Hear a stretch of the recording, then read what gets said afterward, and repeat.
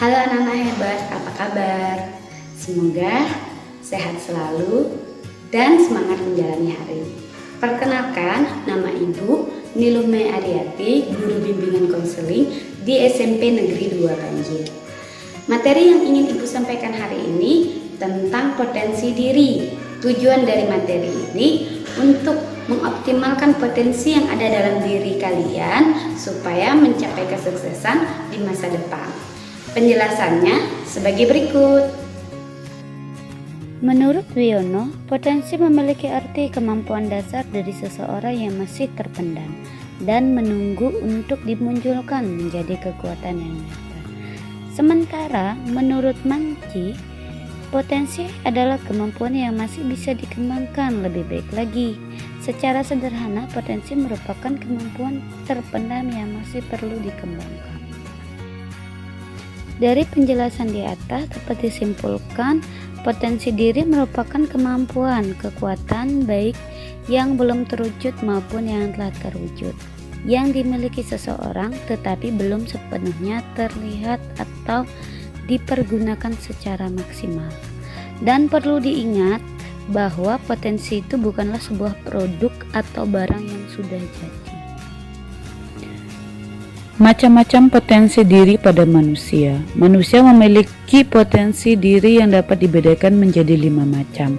Yang pertama, potensi fisik, yaitu potensi diri yang dapat diberdayakan sesuai fungsinya untuk saling membagi kepentingan untuk memenuhi kehidupannya. Contohnya, hidung untuk mencium bau, tangan untuk menulis, kaki untuk berjalan, telinga untuk mendengar, dan mata untuk melihat. Yang kedua, potensi mental intelektual, yaitu potensi diri atau potensi kecerdasan yang terletak di otak manusia, terutama otak bagian kiri.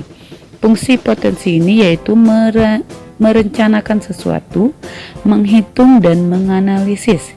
Yang ketiga, potensi sosial emosional. Potensi diri ini sama dengan potensi mental intelektual, tetapi potensi ini terdapat di otak manusia bagian kanan. Fungsinya untuk bertanggung jawab, mengendalikan amarah, motivasi, dan kesadaran diri.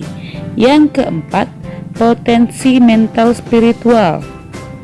Potensi ini merupakan potensi kecerdasan yang berasal dari dalam diri manusia yang dihubungkan dengan kesabaran jiwa, bukan hanya untuk mengetahui norma, tetapi untuk menemukan norma. Dan yang terakhir adalah potensi daya juang.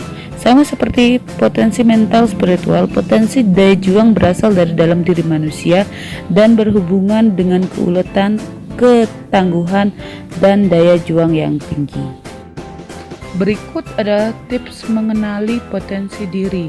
Yang pertama, kenali diri sendiri.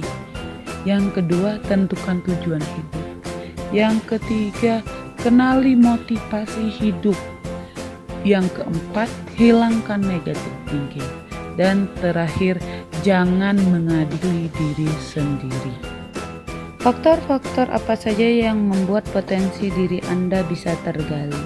Yang pertama itu adalah percaya diri, yang kedua hobi dan minat, dan yang ketiga adalah pergaulan. Demikian penjelasan tentang potensi diri.